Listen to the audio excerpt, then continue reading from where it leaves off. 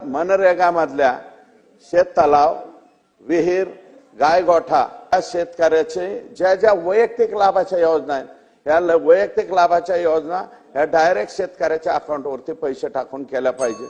त्याच्यामुळं काय होतंय की डायरेक्ट शेतकऱ्याच्या अकाउंटवरती न टाकल्यामुळं रोजगार सेवक त्याला अडवतोय, गावचा सरपंच अडवतोय, पीटीओ, किटीओ, डीटीओ आणि मग बीडीओ एवढ्या याच्यातनं जाताना आणि काही लोक ज्यांच्या नावावरती पैसे पडले ते म्हणतात मोदींचे पैसे आले, आम्हाला तुमचे पैसे देण्याची आवश्यकता नाही, म्हणून तसाही शेतकऱ्याला अडचणी येत आहेत।